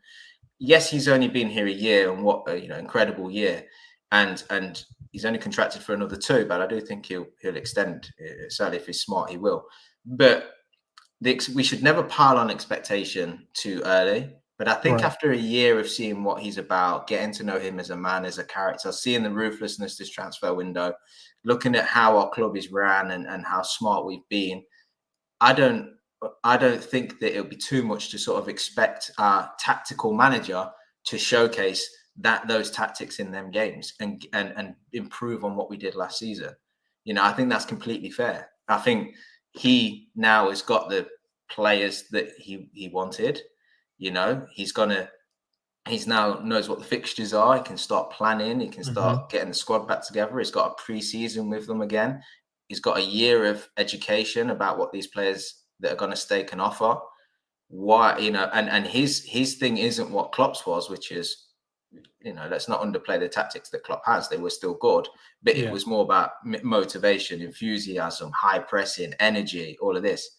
Slot's way is a bit more structured, a bit more broken down, a bit more precise, a bit more specific in instructions, and it's tactical. It's purely tactical. So if that's what he's about, and now he's got the tools to do it, and a year under his belt, and a league title to showcase that actually a lot of what he decides works, then we can also then become, we can expect that from these games in next season. Yeah, I think that's totally fair. And players are going to have to sort of learn and bed in. I get that, but we've got enough other good players to get through them fixtures. And the expectation next season for me is that Liverpool retain the title and go and win another cup. I'd love it to be the Champions League, but my minimum is the league title and a domestic cup if need be.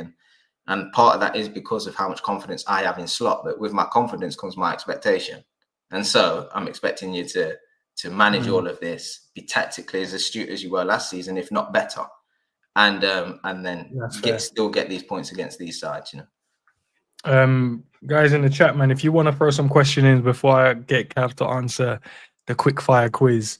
But yeah, I remember a question Liz had. I think it weren't the last stream, but the last stream me and you did.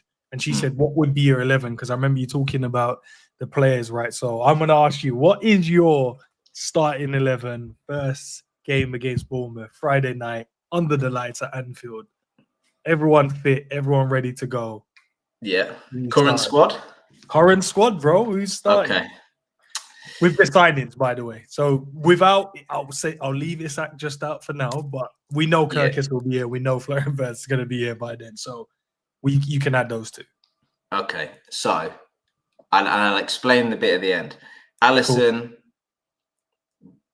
okay. Bradley on the right. That's fair. Sorry, I know everybody will put Frimpong in there, but I ain't. Ibu, Virgil, Kerkez. Midfield of Gravenberch and McAllister. Florian in front of them, obviously. Right? And then I'm doing Salah on the right. I'm doing Diaz on the left. And I'm going to put Jota in up top.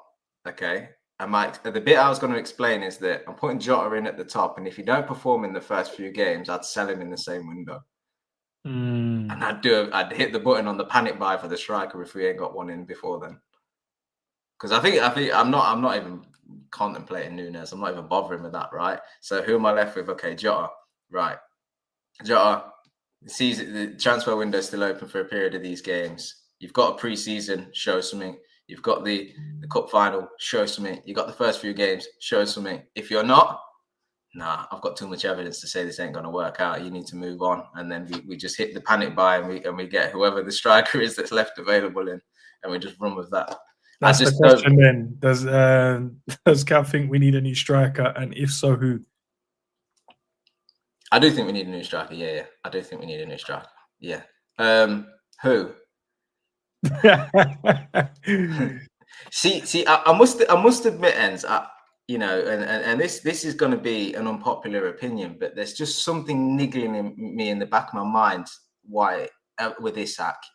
I don't know what it is. I know he's a good player, and I know he's a great finisher, and I know his movement's good, but I've seen him play for his national side, and I have seen him play for Newcastle, and I'm trying to picture it at Liverpool, and something just ain't sitting right with me. I just don't know if it works out, and I think I've said this to you before as well, and I think I described it in a way of like he gets space at Newcastle. They play in transition a lot. They have options from both fulls, and he's the central guy, and at Liverpool, that's unlikely to happen. You're just going to have to occupy the 18-yard box and wait for that one moment that it comes in, and the expectation then rises, and you're going to have to play week by week. And let's not forget about the injury record, that has gone on in his career and stuff. And it's just something.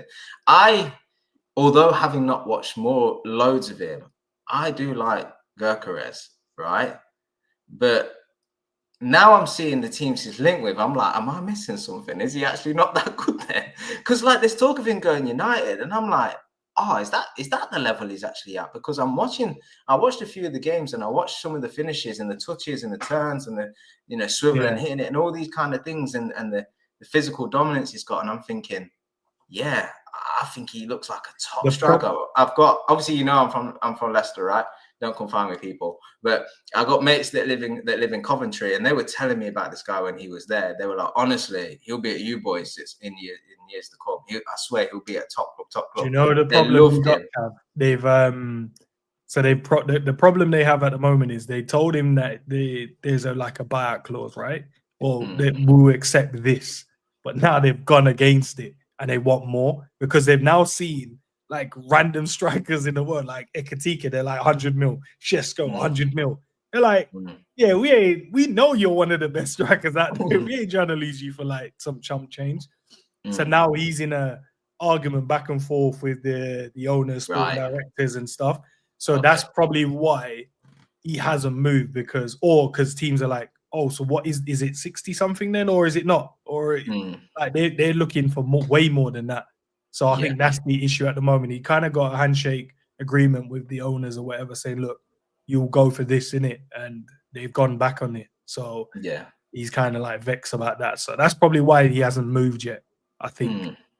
Yeah, and that makes total sense. I just think that our side's got so much, especially with Florian Wirtz coming in, that I'm just a striker that is good in the air, that is strong, that can turn and, you know, 1-2 touch finish, you know, just is a goal getter, which clearly he is. You know, he's done it, you know, in the scrappy leagues with Coventry, and he's now done it, you know, over in Portugal. So I just like the profile of the player, you know, whether he's as good as I think he is, perhaps he's not, and perhaps it's just the leagues that he's playing in that have boosted his stats. But yeah, I like him as a player. I like what I see. Isak I do as well, but I don't know. Like I say, there's just that thing. Maybe it's just. Is it because he's just too silky with it? You just want someone that's looking just to bang goals, bro.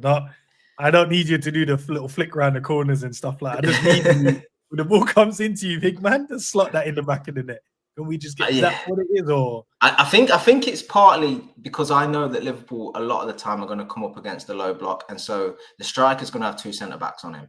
And I'm just like, Isak, what do you do there? Because I know your movement's good, and we've seen it in a cup final. 1 touch at the feet, it's a goal, it's a finish. But them moments might not fall to you for a long time in them games. So then, how are you dominating the centre backs?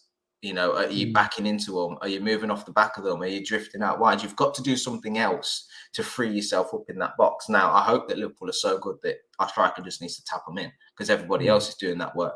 But I just see the likes of sort of Kerkez as somebody that's like going to be physical as well. Because kind of Man City have that in Haaland where it's not kind of working out for them, but he's so big, he's so aggressive that actually I'm just going to rough these 2 centre-backs up for the next 15 minutes. I might miss the chances. I might not be where the ball's gone, but I'm going to rough these guys up because something needs to happen inside this 18-yard box because it's too stale at the minute. And I think I've probably been sort of influenced a little bit by that presence that Man City have, where I'm just like, if Kerkez is as good technically with the ball at his feet and can offer that, that's perhaps something that adds to what we've already got in our attack. Whereas the Isak thing is just like, he's a great finisher, but if we come up against Everton in a derby and Tarkowski and whatever the other centre-backs just standing on him, you know, let everybody's behind the ball, let them block off the wingers and standing on him. We're literally in this position where we're like, Jesus, Florian's got to do something. I'm not really expecting. Isak needs to be freed up. Whereas with somebody like Kerkez, I'm like, he's going to free himself up because he ain't going to be pushed around like that. So look, maybe I'm misprofiling the guys a little bit. I don't know, but it's just kind of my feeling. Like you don't want him now, bro. Feel like you don't. No, I take him. I take him. No, you shouldn't be taking him. You should just want him. We've all took things home that we're not too sure about, but you know. Yeah, we'll just take it, just in case. Nah, bro. It's like it's 3 o'clock in the morning. Like just gotta take what's available now. Bro, listen. As long as he comes to us, we'll worry about the semantics after, bro. I know it's that for you is like a 10 p.m. thing. Like I'm a right off the night if we could take this. Yeah, bro. We get him. Cav, I promise you, bro. The league is not ready for what's about to take place. Because I just look at what you're right though. Everything you said about, you know, what is he going to be like against the low blocks? But the good thing is the guy has played against every one of these teams in the Premier League. Yeah, so the great thing is he knows how to score. He scored against pretty much every team there is. And I know they would play differently than how they would play against us, than how they would play against Newcastle. When you mention like Everton, you know, they're not going to do a low block as such against a Newcastle, but against us they will, because their main objective is, we don't want Liverpool to win. The main objective against Newcastle is, we could potentially win this game here, so we're going to play slightly different. So there's going to be rooms and space for him to operate. And there's a lot of games where he goes quiet because the teams are sitting low, and then they get a penalty and he takes it and he smashes it in the back of the net, and then everyone just goes, "Oh, Isak scored again," but they haven't seen the game, because I know exactly what you're asking about. Yeah. But as I said, everything lands on, I trust what I see from Mo. I trust what I know Florian Wirtz going to do, and I trust either Gakpo or Diaz to create. And I even trust the guys that's going to be in the midfield as well. And I trust the fullbacks to get there and get balls in and get crosses into the box and get pullback. And I know he will be there. I know he'll be there, because he's a guy that wants to score. Not this, oh yeah, let me just stand at the edge of the box and wait. No, bro. Get me in the box so I can get across the face of goal and I can tap one in the back of the net. And then I can run off and point over my shoulder. I can't wait for that celebration.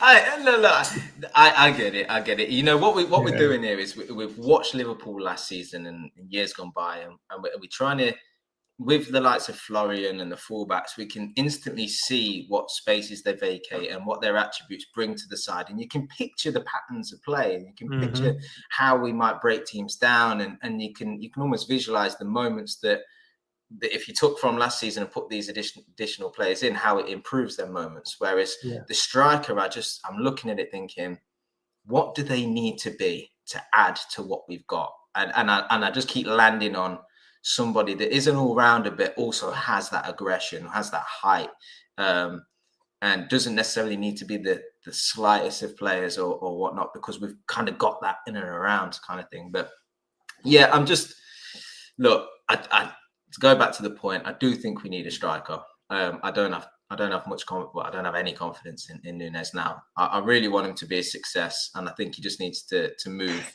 somewhere to be that success.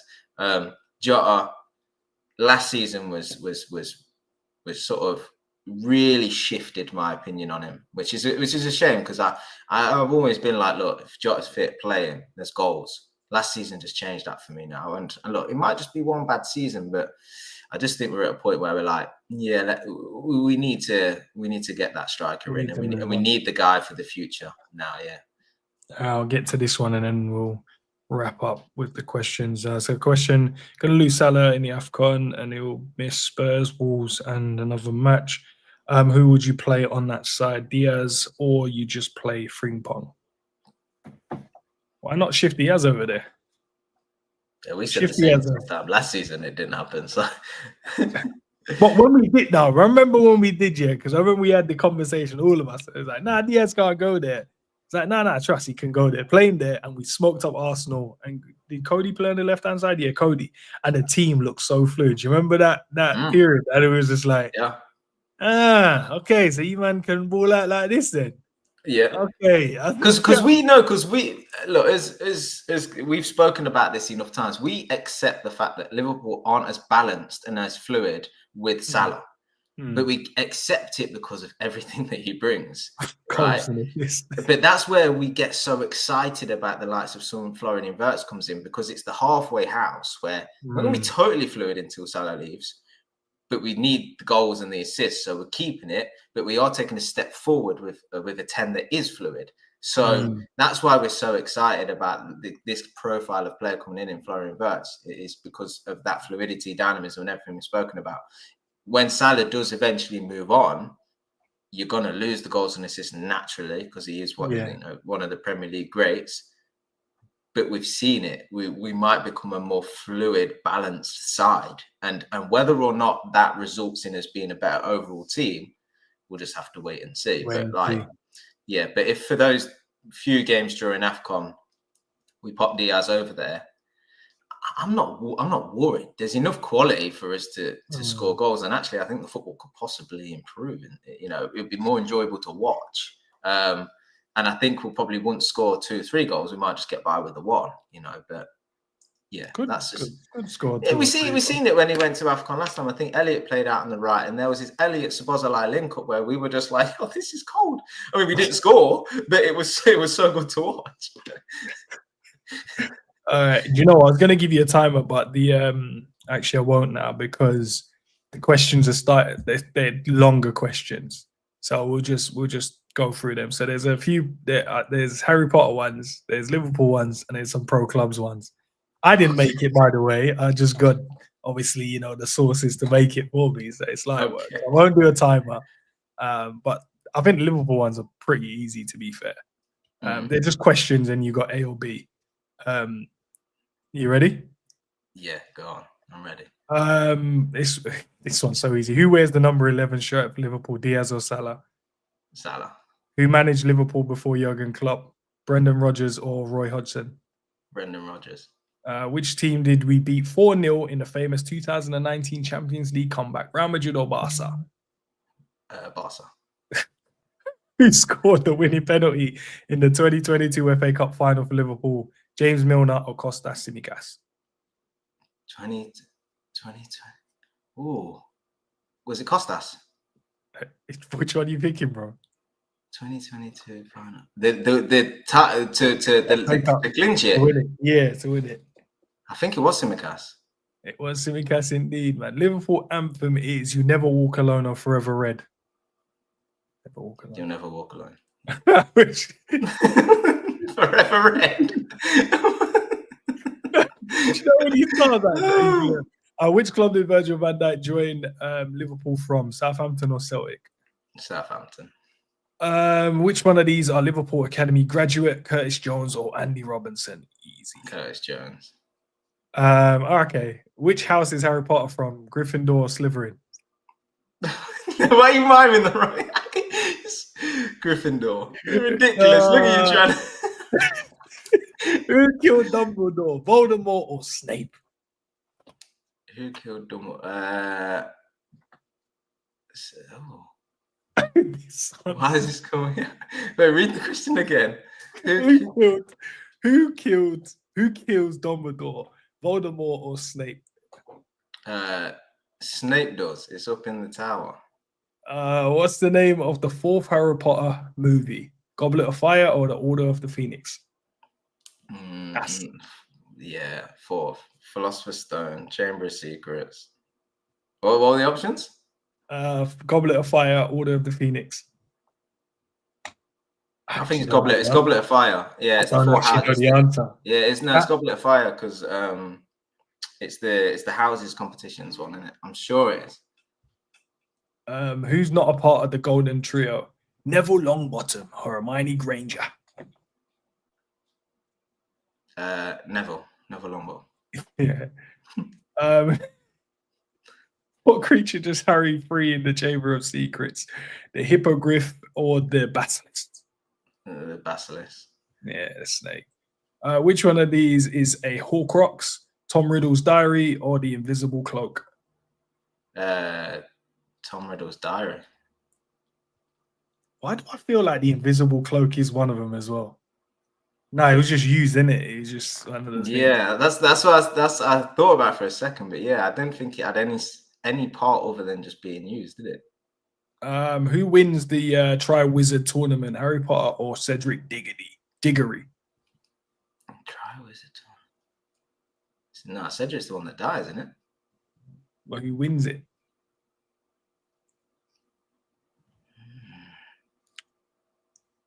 I think it is. I can't really remember, you know. I mean, bearing in mind I've not watched Harry Potter for years, I'm not sure why I'm getting quizzed on this.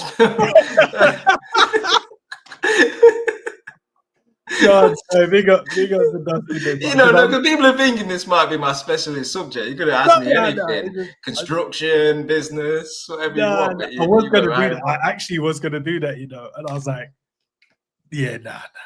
Yeah, that's my thing as well. Who won the Triwizard Cup? Said both. Well, they both touched the cup at the same time. Remember, they got zapped to that graveyard with Voldemort. Yeah, but they both touched it at the same time. But I think they gave it to Harry because he came back alive, and it said I had to give it to them.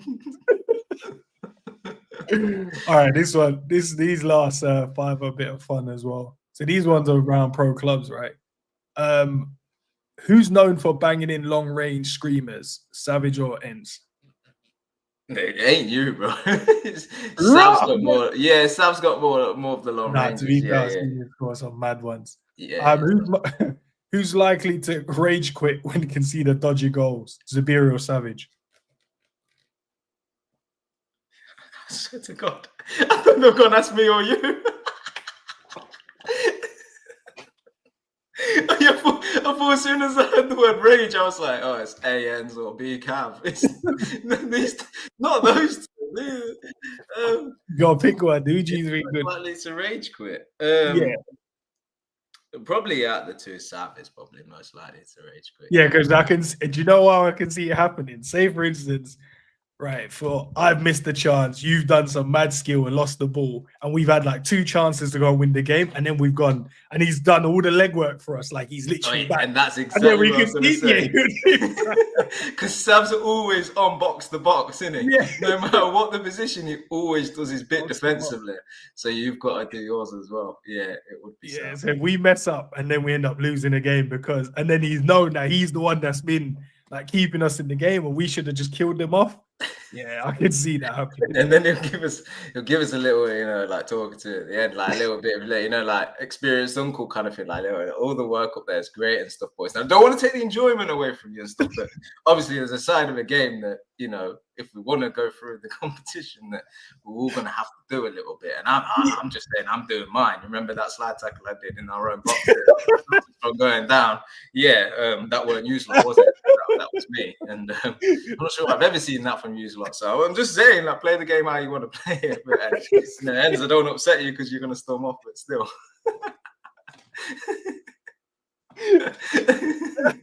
No, we're not saying you would, but we're saying you're the likely one out of you and Zabiri and I painted a scenario. I don't know if you heard the scenario, but the scenario would be like if we were messing around up top and you've done all the legwork box to box, and we missed chance after chance messing around, and then we can see the late goal. Yeah, I could probably see you crashing out on us for that. You're like, nah, you man are taking a piss. Who plays the most clutch passes in tight matches? Enzo Zabir. That's like, bro. Yeah, Zip.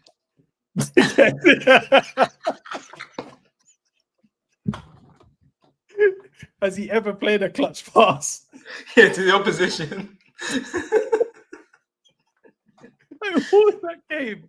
What was that game where the left winger was just killing in the whole game? Because the whole time playing pro clubs, I was confused because what we learned about Zabiri is he plays every position.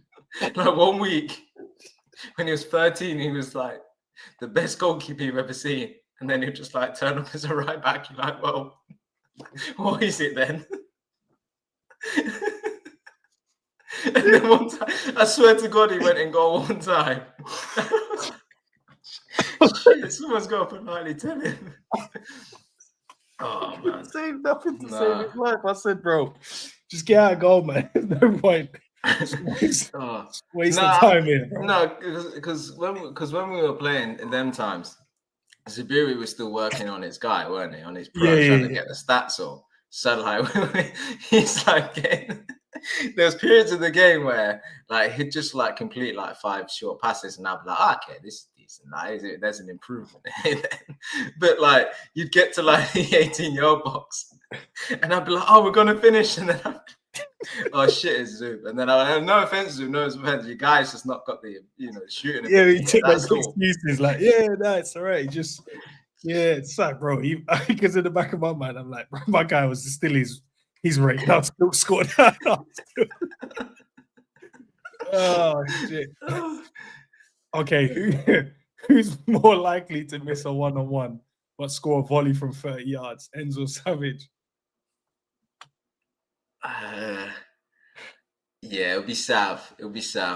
Yeah, Sav will score more of the long ranges, but then he'll do this thing, and I'd say it's probably quite true. But like, he'll get himself in a one-on-one position, be like, yeah, but I'm playing with my midfielder, ain't I? I'm playing my midfielder. Yeah, your midfielder's got 95 finishing still though. No, because you want to use like Enzo always wants to be a striker. You always want to be a 10. So obviously I've got to go midfield. I don't expect to be there, do I? You know, if the striker was doing his job, he'd be in that position. Yeah, but Sam, you were there. Sam, you weren't there. And your finishing's still decent, so you know, I'm kind of hoping you put that one away. This is why we need the hey, but like you say, like 5 minutes later, it's like, oh fuck it, I'm just gonna rascal him from 40 yards. Yeah, just turn and hit it. You're okay, like, fuck it up. The next game. And then it'll be me screaming like, yo, pass, and he'll fly the top corner. I'm like, okay. The argument stopped real quick. Okay. Where is the next one? Who's the calmest under pressure in the cup final? Zubiri or Savage? The calmest. Yeah. Cup final. No, I'd pick bro. The other guy's shaky as shit, bro. I'm gonna pick Zub, and I'll tell you as to why, right? Probably won't realize we're in the quarter final. We're just playing the game like we're still in fucking a loading screen in 2006. Like, it's just, yeah.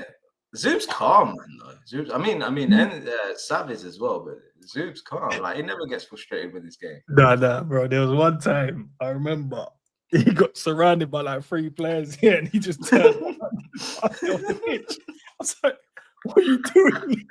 He said, "I didn't have any options." I said, yeah, I'm not gonna lie, it sounds like the right option still. But... They never got played in the cup. That when he was. I swear to God, there was one time where Zub said, "Oh yeah, I'm playing," and you said, "Where you playing, Zubiri?" And you was like, "Oh, I'm gonna go right back. That's my position, isn't it?" I swear to God, your response was, "Yeah, but we've already got a pretty decent right back," and it would be like Ginge, the AI, and you said to him, "Yeah, but you might want to choose somewhere else because our right back AI is actually pretty decent." No, but was I lying though? Whoever's in the building, like, am I lying? Ginge was the best right back we've ever had on the game. Why would you go and take that away? Like, he was going up and down, winning his tackles. Why would you go with like an academy player that doesn't really have the experience to play? Yeah, you wouldn't put that out for that. Ends. Some things are bigger than winning, bro. You can't tell Zubiri to sit this one out because Ginger's on form a little bit.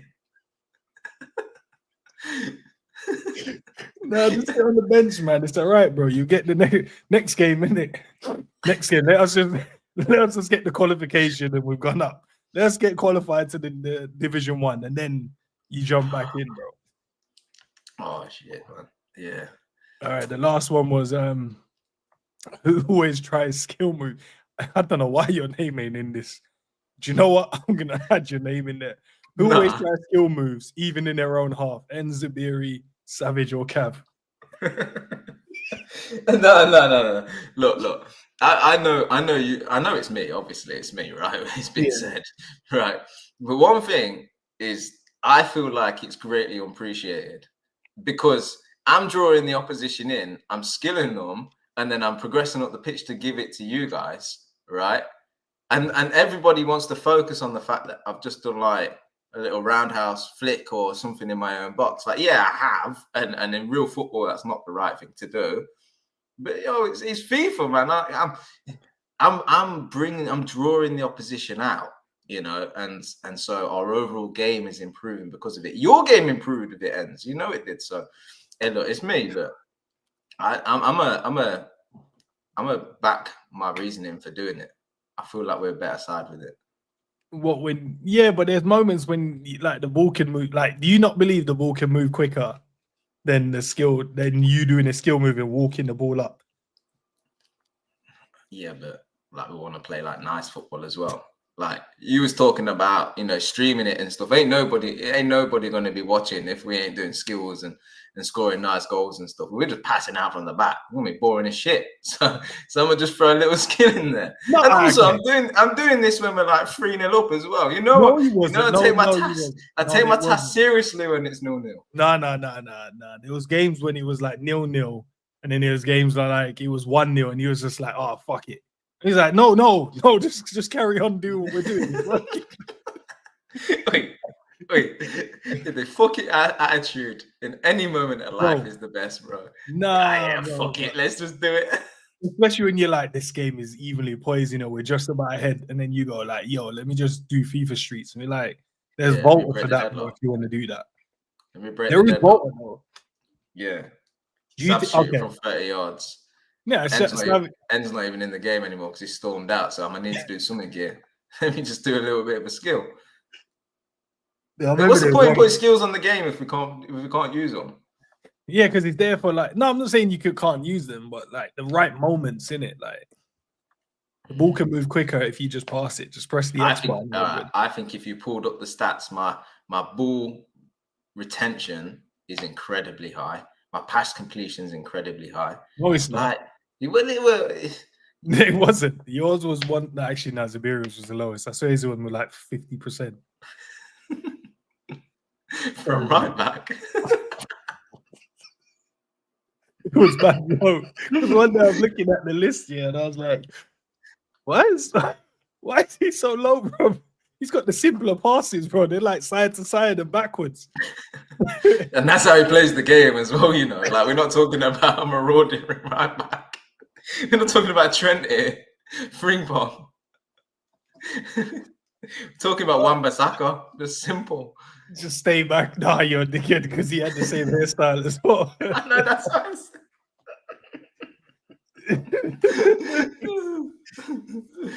Oh man. Nah, if we lost though, the game would I would sulk. I like winning, bro. I can't help it. I can't honestly, I can't help it. Winning over everything. Yeah, but you gotta admit though, it's like it's good times. You can't believe in that. Yeah, like I don't mind it, but yeah, okay, it's magic because when you're asking for a striker to score, because obviously where I was playing up front, you're asking for a striker. We spoke earlier. You want someone that just wants to put the ball in the back of the net. I'm like that, bro. Like I can't have you guys that doing mad skills when I'm like I could get 5 goals in this game.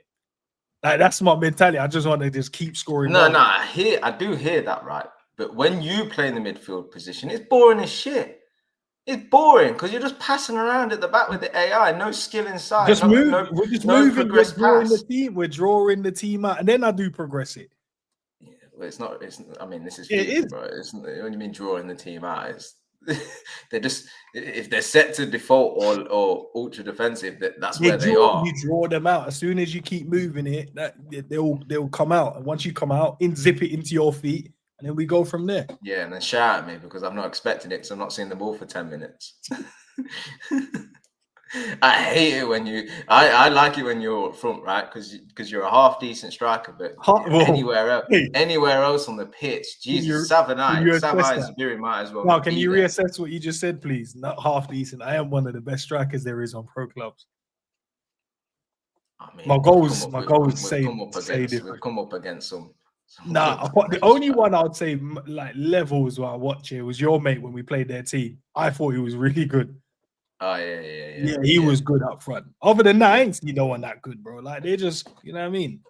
Yeah, but you do this thing where you've created a really good striker and we're scoring 5-6 goals a game and everything's hunky dory. We're all happy, and then you just one game you're just like, I'm just going to use someone else. I'm just going to create someone else, and then you come out with some AI looking thing, and you're just like, why? And then we have to sit there for 15 minutes while you create a lesser player. What benefit is that for anybody?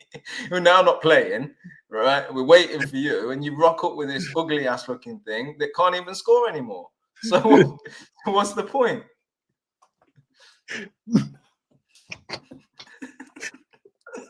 I don't zap the fun out of it. That's why I said this one. I won't be captain. I just want to be a part of the squad. That's all I want to do. Yeah, you can't handle the captaincy. Nah, I can't do it. No, you can't. I don't want you in control of anything beyond your own character. Have you seen? I saw some leaked stuff. They were saying it's going to be like 2K, so it's going to have the open world where you can go and train and stuff like that, and buy clothes and like you can proper. I don't know if you've ever played the 2K stuff. Yeah, so apparently that's what they're going to do with the pro clubs thing now. So that'll be interesting when that does that. Yeah, so the open world where you can go and talk to other mingle with other players. I said that I don't think that would be good for my ego still. If they do that. Mingle with other players. I mean, to play with you, Slot, I don't give a shit talking to some other stranger. Oh, well, you can go to like that's dangerous for us. You'll be fucking, 3-year contract still tightening yourself out. I know I'm contracted over here, but you reckon I could, if you get a division of you guys in, you need a top striker. Remember that striker? No, this is already happening in our FIFA experience, but now they're actually facilitating it in the game. So, well, the only difference for you, Enz, is you're not WhatsApping people; you're just messaging in game. Oh, great! I'll go to the shop by a one time. I swear, one time you tweeted whilst we were playing, saying, "Does anybody want to play FIFA?"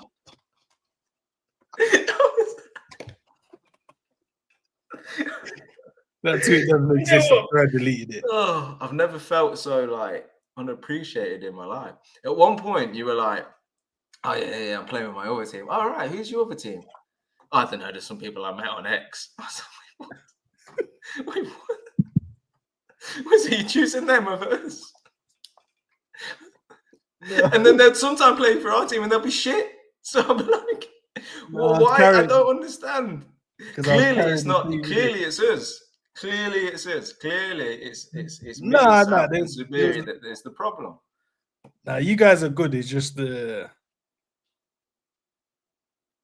just the rest in it. We finished. Leave it there. We're good. We are good. Yeah, you guys are good. You guys are good. We play when everybody's tuned in and the egos are kept at bay. We play some good football. We don't win all the games, but we play some good football. The thing is, it's not. You say it's about winning, right? If you want to win on the FIFA that we played, it was all just about getting a real tall striker, a pacey winger, and crossing it in the box. But what we're proving there, no one's having fun with that. Yes, you're winning, but it's boring as shit. So, we played football the right way. Skills, one, two touches. Some long ranges in there, some nice build-up play with 3-4 players involved. If that's what we were judged on, then we were up there. I keep telling you, and you need to set up the stream. Let the people decide. I will once we all get back on the FIFA thing. I 100% will do it. 100%. When's the next one come out? November. September. Yeah, September, isn't it? Normally. Just I haven't even seen adverts for it. No, I swear normally by now they would have been like, "Yo, they're gonna do this." Yeah. Maybe when the actual season starts, you'll start to see a bit more. Have you read what Sal just put?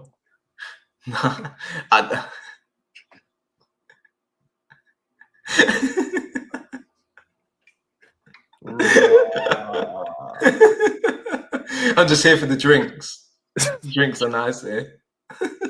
Drinks and conversation. Drinks and the sofas are mad comfy. Yeah, because I've been sat on about 1,000 times. That's why.